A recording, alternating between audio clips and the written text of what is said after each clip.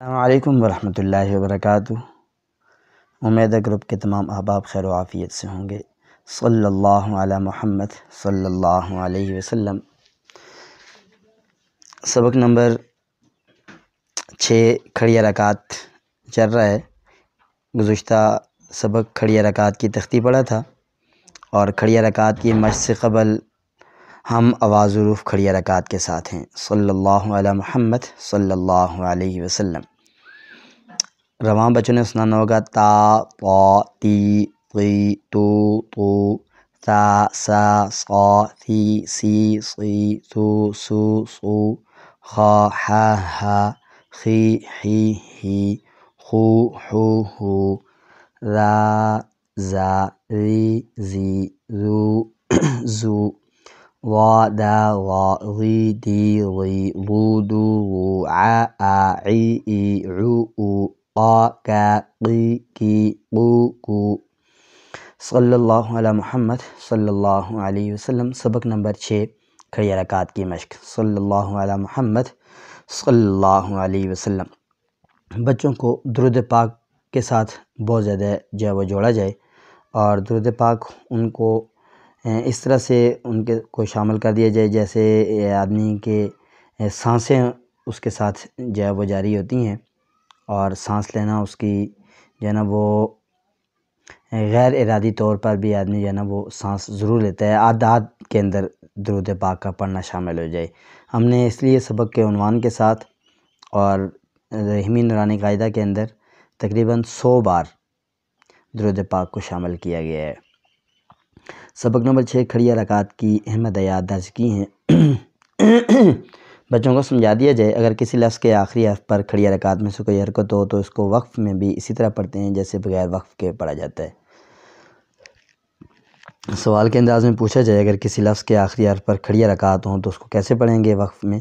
تو بچے بتائیں کہ وقف میں بھی اس کو اسی طرح پڑھتے ہیں جیسے بنا وقف کے پڑھا جاتا ہے۔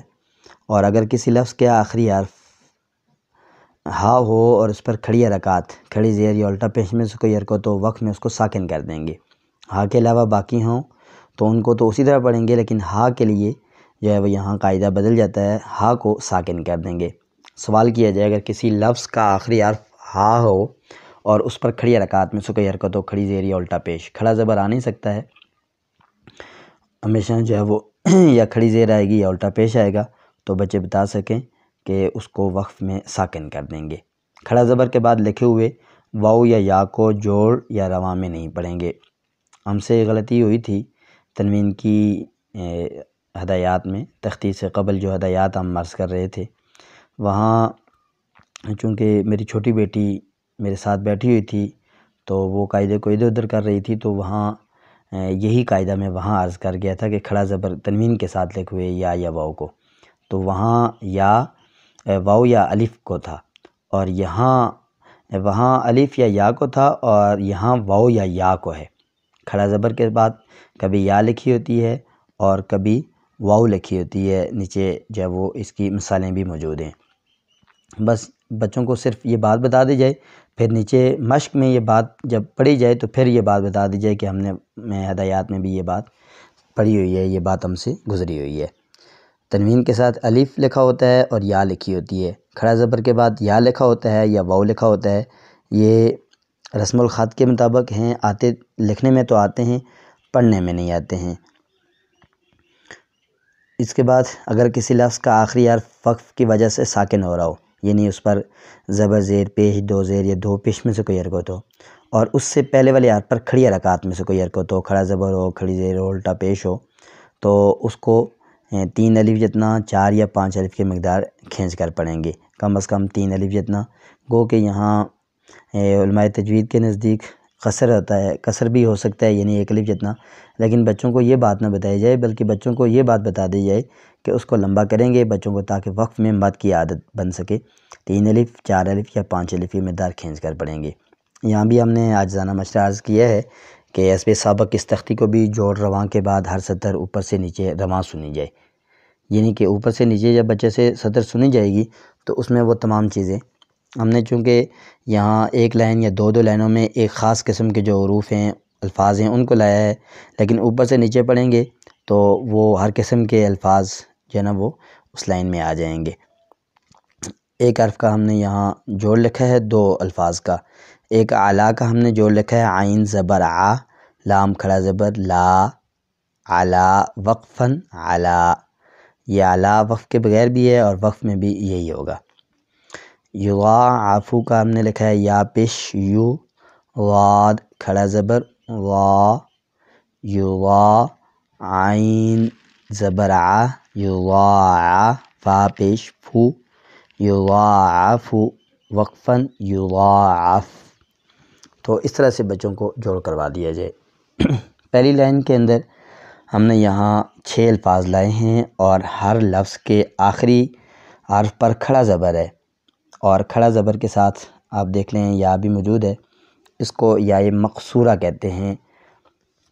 یہ زیر کی طرف جو ہے نا وہ اس کی نسبت ہو رہی ہوتی ہے اور الف کی طرف یہ ہو رہا ہوتا ہے، زبر کی جو وہ الف مقصورہ اور الف ممدودہ، یہ مقصورہ ہے اور حروف مدہ والا جو الف ہوتا ہے وہ ممدودہ ہوتا ہے۔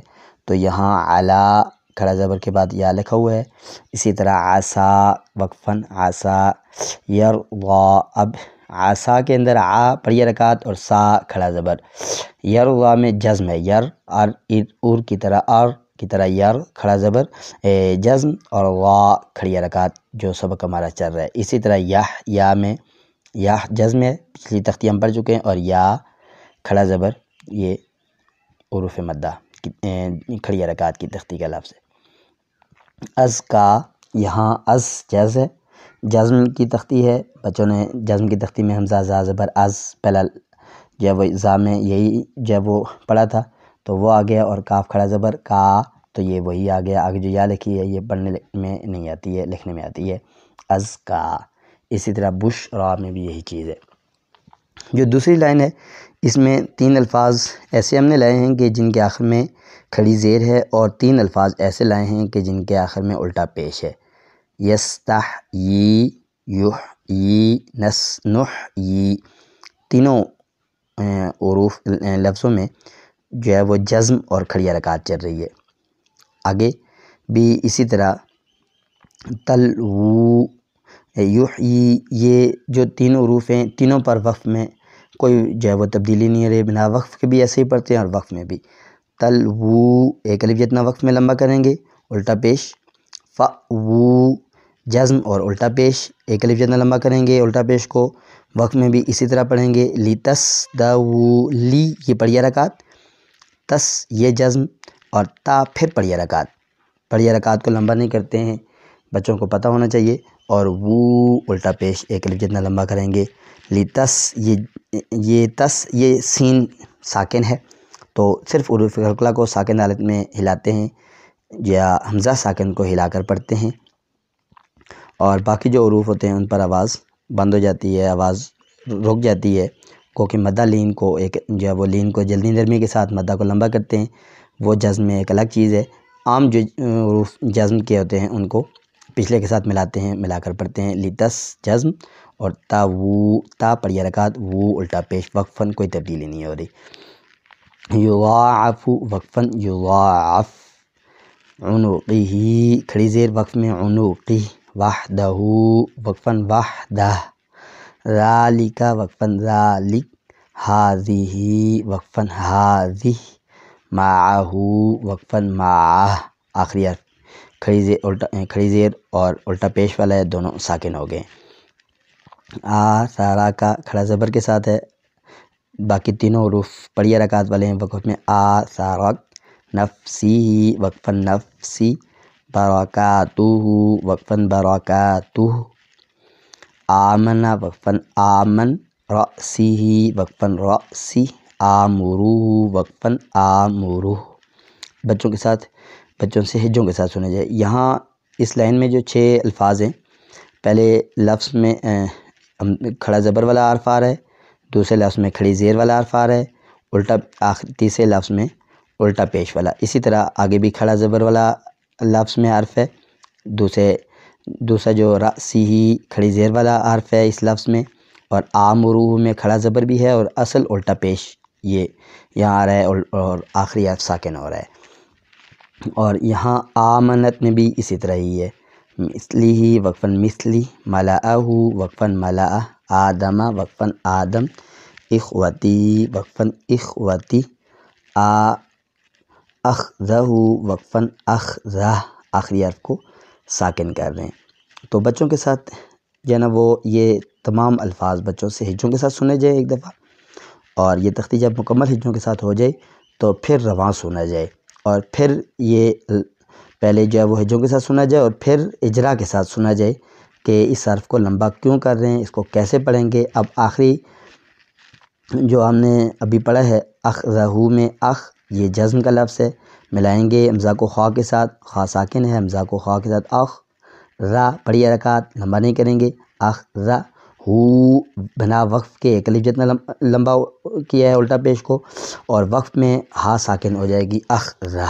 باقی تختی اور اس کے متعلق ضروری گزارشات اگلے سبق میں عرض کر دی جائیں گے۔ اللہ تبارک و تعالی ہمیں محنت کے ساتھ، ذوق اور شوق کے ساتھ تدریس قرآن پاک کا حق ادا کرتے ہوئے درس و تدریس کی توفیق مرحمت فرمائیں، اور ہم سب کا اشر کل حاملین قرآن میں فرمائیں۔ السلام علیکم ورحمۃ اللہ وبرکاتہ۔